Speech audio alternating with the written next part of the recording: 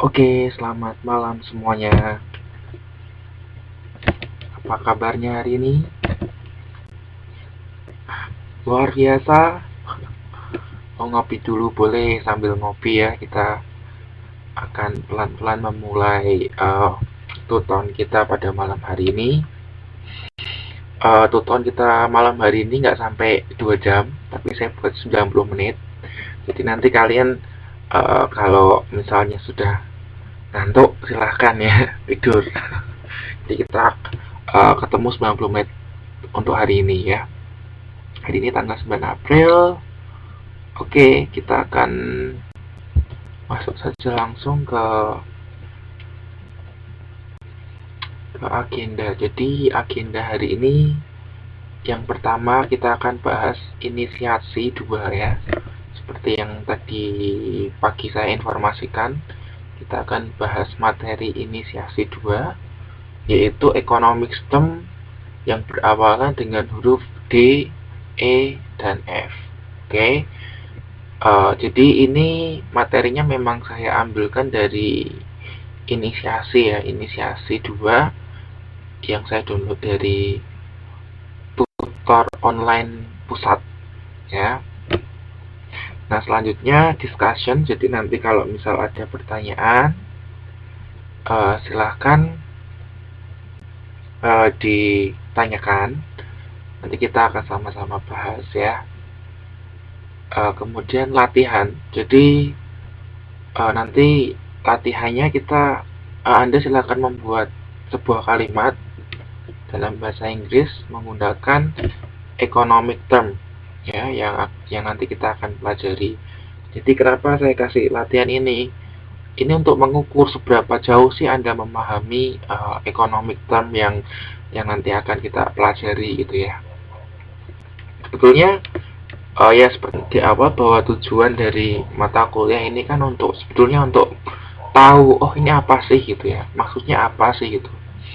Tapi beberapa kali saya melihat sepertinya teman-teman di sini ingin banget mengetahui sangat dalam sekali gitu ya. Tapi nggak masalah, itu baik gitu ya. Cuman at least sasarannya Anda tahu ini maksudnya seperti ini gitu. Tapi kalau teman-teman di sini ingin memahami lebih dalam, monggo, nggak apa-apa, nggak masalah.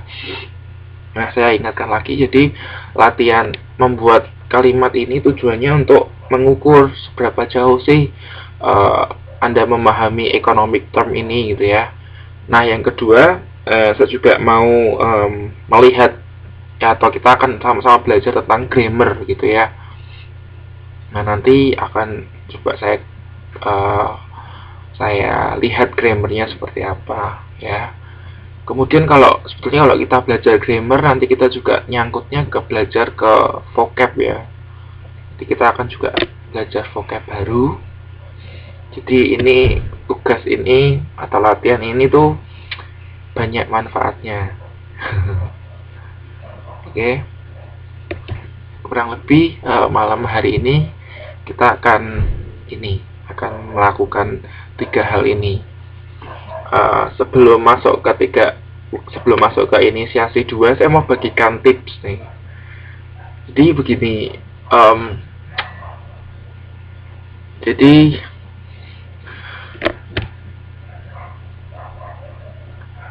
jadi begini tips yang mau saya sampaikan. Ya, saya memahami bahwa kita sebagai orang Indonesia itu dalam memahami bahasa asing, dalam hal ini bahasa Inggris itu kadang masih susah gitu ya. Nah, jadi saya pikir teman-teman di sini nggak perlu memaksakan diri untuk membaca teks in English gitu ya, membaca modul, kemudian Anda berusaha untuk memahami dengan bahasa Inggris. Tetapi tips yang saya mau bagikan begini, kalau misal Anda tidak mengerti, tidak memahami dalam bahasa Inggris, carilah pengertian dalam bahasa Indonesia. Bacalah artikel-artikel dalam bahasa Indonesia yang menjelaskan itu economic term itu. Beberapa kali saya juga baca gitu ya, baca di inisiasi, baca di modul, kemudian saya nggak memahami artinya apa. Nah, yang saya lakukan adalah saya cari artikel atau apa, bacaan atau pengertian in bahasa Indonesia. Jadi setelah saya membaca terjemahannya in Indonesia itu, dalam bahasa Indonesia itu, ini memudahkan saya untuk memahami in English. Jadi yang saya lakukan, saya baca artikel dalam bahasa Indonesia dulu, kemudian setelah saya memahami artinya, kemudian saya coba membaca yang dalam bahasa Inggris. Nah, hal ini membuat saya lebih mudah memahami gitu. Nah, nanti efeknya juga kita lebih mudah menerjemahkannya gitu ya. Jadi teman-teman di sini jangan kemudian pingin membaca modul gitu ya, kemudian Anda berusaha untuk menerjemahkan, apalagi menggunakan Google Translate. Padahal kalau kita menerjemahkan pakai Google Translate itu hasilnya juga masih kacau ya. Apalagi menggunakan Google Translate, pasti Anda akan bingung gitu ya dengan ini apa sih artinya gitu. Nah, saya tekankan lagi, kalau misal Anda tidak mengerti satu istilah, carilah bacaan atau artikel referensi yang menggunakan bahasa Indonesia. Nah, seperti itu. Nah, mungkin beberapa istilah ekonomi Anda nggak tahu bahasa Indonesianya. Mungkin memang nggak ada bahasa Indonesianya gitu ya. Nah, coba Anda pakai Google, kemudian Anda ketik misalnya gini, keywordnya pengertian devaluation gitu ya. Misal Anda nggak ngerti, atau misal memang nggak ada istilah Indonesianya untuk devaluation gitu ya, Anda tulis saja pengertian devaluation. Nah, nanti akan muncul itu banyak artikel membahas tentang pengertian devaluation dalam bahasa Indonesia, karena keyword yang Anda gunakan itu kan ada unsur bahasa Indonesianya, yaitu pengertian. Jadi dari situ Anda akan mengerti, oh Anda akan baca begitu.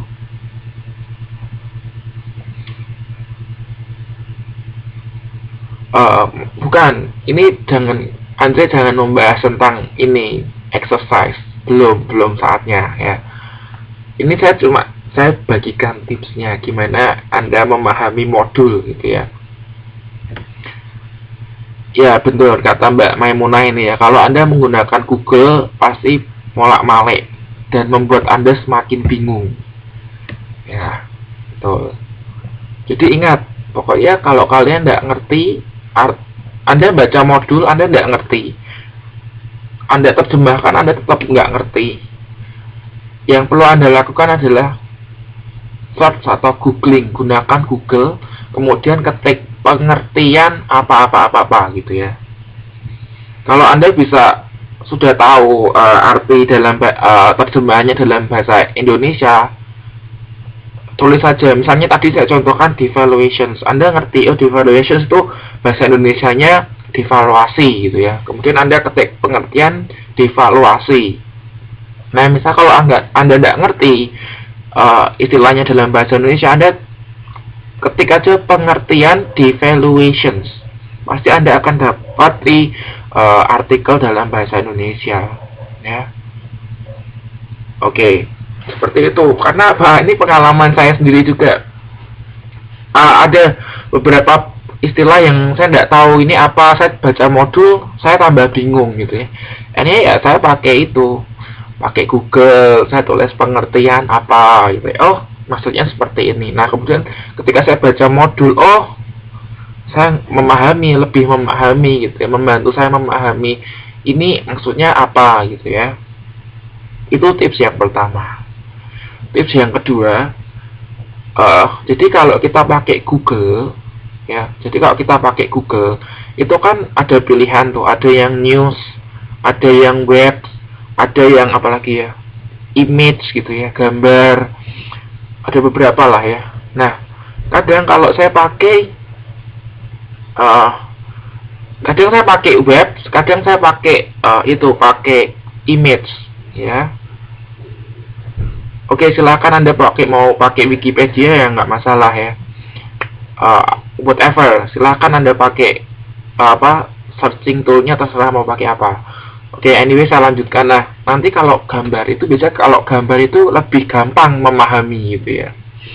Misalnya tadi saya coba search tentang marginal cost gitu ya, biaya marginal itu ada gambarnya itu. Oh ini kayak gini gitu ya.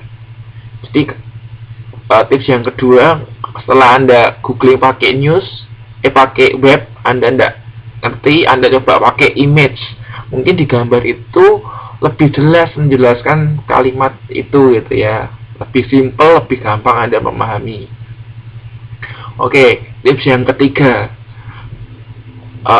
ada baiknya Anda juga pakai YouTube ya.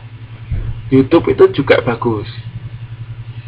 Nah, YouTube ini biasanya penjelasannya ada videonya kan. Nah, itu lebih enak lagi itu.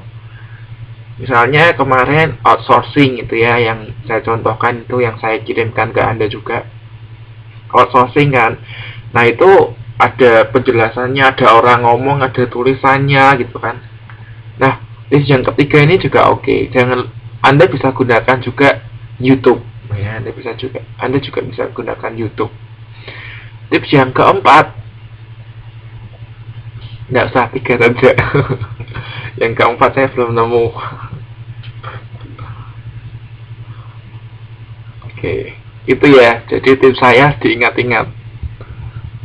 Atau lebih oke-nya saya ketik aja lah, biar kalian memahami ya. Tips memahami modul.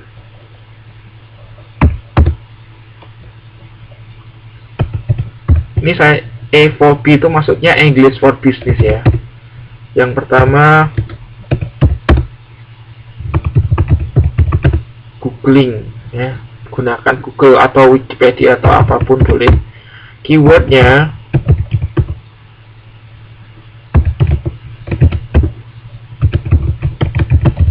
pengertian ya, keywordnya pengertian apa begitu ya. Nah, tips yang kedua, googling. Untuk keywordnya sama ya,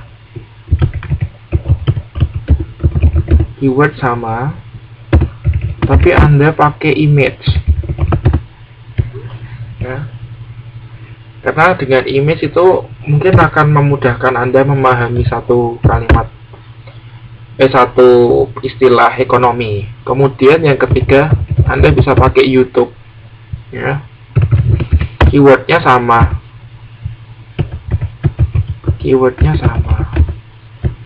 Jadi misalnya pengertian apa gitu.